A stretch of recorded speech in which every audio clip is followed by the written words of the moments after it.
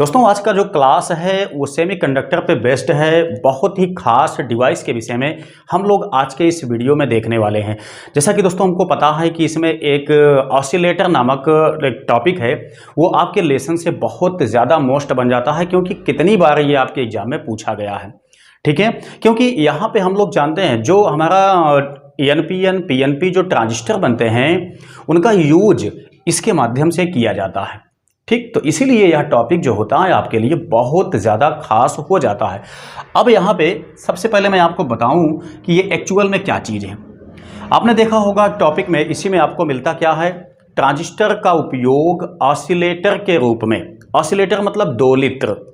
ठीक है, अच्छा, जो एनपीएन ट्रांजिस्टर होते हैं, जो पीएनपी आपके ट्रांजिस्टर होते हैं, इनका यूज क्या होता है वो आपको थोड़ा से पहले पता होना चाहिए, तभी हम लोग यहाँ पे इस टॉपिक को अच्छी तरह से समझ पाएंगे।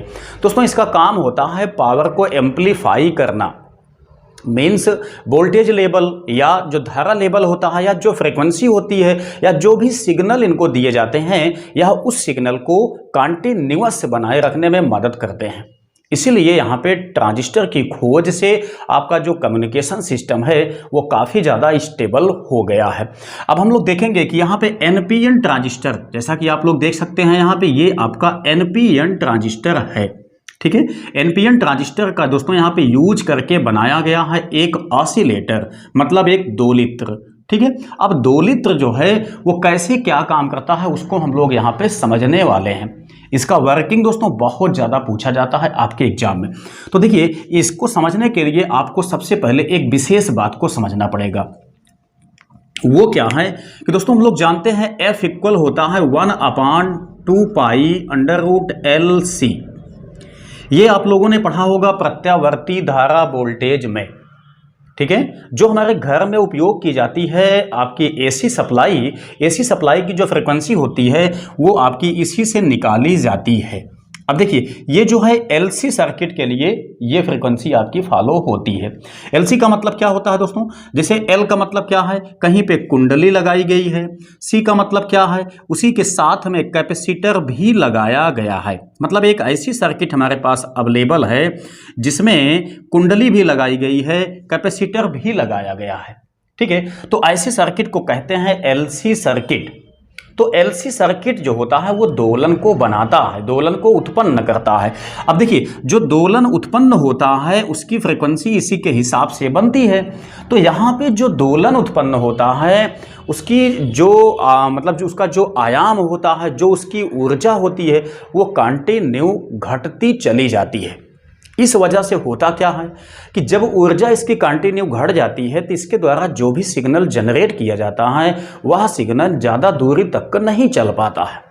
ठीक है, तो इसलिए यहाँ पे हमको आवश्यकता होती है कि जो ऊर्जा लॉस होती है हमारे दोलन की, उस ऊर्जा को कहीं बाहर से भरपाई किया जाए। यानी जो ऊर्जा क्षति हुई है उसकी क्षतिपूर्ति कहीं से एक्स्ट्रा तरीके से किया जाए, तो ये हमारा जो दोलन इससे उत्पन्न होता है ये अनंत तक आसानी से उसी ऊर्जा के माध्यम से जा सकता है। देखिए, आप लोग एक चित्र यहाँ समझिए। जैसे हम लोग जानते हैं कि इस टाइप से हम एसी को या एसी से जनरेट होने वाले किसी सिग्नल को दिखाते हैं। कैसे, या ऐसे आप लोग देख सकते हैं। ठीक है, तो इस तरीके से ये उत्पन्न होता है। तो दोस्तों क्या होता है कि जो दोलन आपका ये उत्पन्न हुआ है वो एक्चुअल में ऐसे नहीं चल पाता है। वो चलता कैसे है, आप यहाँ पे देखिए, ये पहले तो आपका बड़ा बड़ा से चलेगा, लेकिन उसके बाद ये घटता हुआ चला जाएगा। ठीक है, तो इसी दोलन को मेंटेन करने के लिए, मतलब कंटिन्यूअस एक ही आयाम को बनाए रखने के लिए, जैसे कि आप लोग यहाँ पे देखें, हमने यहाँ पे सभी जगह एक समान आयाम यहाँ पे बनाया हुआ है। ठीक है, तो ये घटने ना पाए, एक समान इसका दोलन हमेशा बना रहे, दोलन इसमें बनता रहे। ठीक है, इसकी ऊर्जा की भरपाई होती रहे। तो इसी चीज के लिए हम यहाँ पे ऑसिलेटर का इस्तेमाल करते हैं। तो जो ये आपका ऑसिलेटर है दोस्तों, इसका काम ही यही होता है कि यह दोलन को अवमंदित ना होने दे, दोलन को जो बाहर से ऊर्जा चाहिए उसकी क्षतिपूर्ति के लिए वो कंटिन्यूअस इसको देता रहे। ठीक है। अब इसके लिए आप लोग इसका वर्किंग समझिए कि कैसे कैसे क्या होता है। तो सबसे पहले आप लोग इसकी रचना को समझ लीजिए, कैसे इसको डिजाइन किया गया। देखिए हमने क्या काम किया है, एक एनपीएन ट्रांजिस्टर ले लिया है। दोस्तों हम लोग जानते हैं एनपीएन ट्रांजिस्टर हो चाहे पीएनपी ट्रांजिस्टर हो, उसमें दोस्तों 3 टर्मिनल होते हैं जिनको एमीटर बेस कलेक्टर कहते हैं। तो इसमें ये चूंकि आपका एनपीएन है तो ये वाला कलेक्टर है और ये वाला आपका क्या हो गया, ये आपका एमीटर हो गया।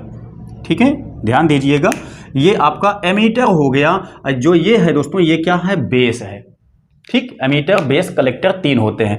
तो एनपीएन जो ट्रांजिस्टर होता है इसमें बेस से तथा कलेक्टर से धारा आती है, यहाँ पे एमीटर से बाहर निकलती है एनपीएन ट्रांजिस्टर में। ठीक, तो यहाँ पे हमने इस्तेमाल किया है एक एनपीएन ट्रांजिस्टर। यहाँ पे आप लोग देख सकते हैं हमने एक टैंक बनाया है। इस टैंक में हमने क्या लगाया, पहले एल लगाया यानी कि एक कुंडली लगाया जिसका प्रेरकत्व एल है। उसके बाद हमने यहाँ पे एक वेरिएबल कैपेसिटर लगा दिया। ठीक, इतना हो गया। इसी के जस्ट बगल में, इससे कनेक्ट नहीं है, इसके जस्ट बगल में हमने एक एक्स्ट्रा कॉइल लगा दिया है। इसको हमने नाम दे दिया L1। इसको हमने जोड़ दिया है एक कैपेसिटर C के तहत ला करके, किससे, बैटरी के यहाँ निगेटिव टर्मिनल से। ये आपका क्या है, बैटरी है। ठीक है, तो ये क्या है, ये स्विच है जिसकी सहायता से हम इसको ऑन ऑफ कर सकते हैं। तो ये तो हो गया इसकी रचना। ठीक है, अब होता क्या है इसमें, वर्किंग कैसे होता है, कैसे ये ऑपरेट होता है, इसको समझिए आप। जब यहां से हम स्विच को ऑन करते हैं तब धारा इसमें से बहना स्टार्ट हो जाती है। ठीक है, धारा इसमें से बहना स्टार्ट हो जाती है। तो आप समझिए, चूंकि ये वाला सिरा आपका कनेक्ट है किससे, कलेक्टर से। कलेक्टर मीन्स संग्राहक, हिंदी में कहते हैं इसको। ठीक है, इससे कनेक्टेड है। तो जब यहाँ से धारा आपकी आना स्टार्ट होती है तो सबसे पहले यहाँ ये आपका जो लगा हुआ है कंडेंसर हम कह सकते हैं, कैपेसिटर कह सकते हैं, ये आपका क्या है, ये पहले आवेशित होता है, पहले चार्ज होता है। ठीक है, जब ये चार्ज होता है तब ये धारा भेजता है किस, कहाँ पे, इसमें। जब ये चार्ज हो जाता है तो ये अपना ऊर्जा जो है इसमें लॉस करता है। ठीक है, जब अपनी ऊर्जा को इसमें लॉस करता है तो ये जो है दोलन उत्पन्न करने लगता है। ठीक है, यही जो है दोलन को जनरेट करने लगता है। तो ध्यान दीजिए, अब यहाँ से देखिए धारा आपकी यहाँ से यहाँ तक तो आएगी ही, यहाँ तो कोई दिक्कत नहीं है। तो जब ये इसमें दोलन उत्पन्न होने लगते हैं तो उन दोलनों की ऊर्जा की वजह से जो ये पास में लगा हुआ आपका कॉइल है, इस कॉइल में अन्योन्य प्रेरण की क्रिया होती है जिससे कि फ्लक्स का जनरेशन होता है। फ्लक्स के जनरेशन की वजह से इसमें एक अल्प विद्युत वाहक बल जन्म ले लेता है। आपने पढ़ा होगा फैराडे का विद्युत चुंबकीय प्रेरण का नियम। ठीक है, सेम वही चीज है आपका, यहां पे एक इंड्यूस्ड हो जाता है विद्युत वाहक बल इसमें। ठीक है, जब जहां पे यहां उत्पन्न हो जाता है विद्युत वाहक बल तब क्या होता है, इसमें भी धारा बहना स्टार्ट हो जाती है। जो इसमें धारा बहना स्टार्ट होती है यही दोस्तों जो धारा इसमें आपकी आकर के इंटर होती है, क्योंकि केवल धारा यहीं से यहां पे आती थी, तो अब यहां से भी धारा आपकी इसमें आएगी। तो इस धारा का कुछ भाग इसी में चला जाता है जिसको हम कहते हैं यहाँ पे प्रवर्धन, एम्पलीफायर। ठीक है, एम्पलीफाई हो जाता है। तो यहाँ से यही जो धारा आपकी आती है ये इसमें जो उत्पन्न हुआ था अभी यहाँ पे दोलन की ऊर्जा को मेंटेन करता है। ये जो यहाँ से धारा आपकी आती है, यहाँ जो लॉस हुई है इसकी दोलन की ऊर्जा, उसको ये मेंटेन करता है। मतलब कुछ भाग इसका जो होता है इसको मेंटेन करता है, उसको ऊर्जा देता है। कुछ भाग इसका जो होता है वह इलेक्ट्रोमैग्नेटिक वेव के रूप में डिस्चार्ज हो जाता है। ठीक है, गायब हो जाता है। तो यहाँ पे होता क्या है, बस सिंपल सी इतनी सी बात है कि जब यहाँ से आपका धारा सप्लाई आने लगती है, इसको ऑन करने के बाद तो पहले ये चार्ज होगा। जब चार्ज हो जाएगा तो अपनी ऊर्जा को भेजेगा किसमें, कंडक्टर में भेजेगा, मतलब इंडक्टर में भेजेगा। जब इसमें भेजेगा तो इसमें दोलन उत्पन्न होने लगते हैं। यह एक टाइप का टैंक है, दोलन उत्पन्न होने लगते हैं। ठीक है, तो दोलन जो उत्पन्न होते हैं उसी की वजह से एक चुंबकीय फ्लक्स जनरेट होता है जिसकी वजह से इसमें उत्पन्न हो जाता है विद्युत वाहक बल। जब उत्पन्न हो जाता है तो यही जो ऊर्जा होती है यहाँ से आना स्टार्ट करती है। तो इस ऊर्जा का कुछ भाग जो यहाँ पे दोलन उत्पन्न हुआ था उसकी जो ऊर्जा घटी हुई थी उसकी भरपाई करने में कुछ व्यय हो जाता है, कुछ जो होता है वो इलेक्ट्रोमैग्नेटिक वेव मतलब विद्युत चुंबकीय तरंगों के रूप में क्षय हो जाता है। ठीक है। तो इस तरीके से यहाँ पे देखिए इसमें कोई भी सप्लाई लाइन हमने नहीं जोड़ा है, ठीक, लेकिन इसके बावजूद भी इसमें सप्लाई लाइन बन जाती है इलेक्ट्रोमैग्नेटिक इंडक्शन की घटना हो जाने की वजह से। तो ये कंटिन्यू इसको ऊर्जा देता रहता है। ऊर्जा देने की वजह से जो यहाँ से दोलन, आपकी दोलन की ऊर्जा जो लॉस हुई थी उसकी ऊर्जा की भरपाई ये कंटिन्यू करने लगता है। तो इससे आपका ये यहाँ पे देखिए दोलन आपके जो होते हैं फुल कैपेसिटी के साथ बने रहते हैं। दोलन यहाँ से आपके दोलन की ऊर्जा में क्षति नहीं हो पाती है, ठीक।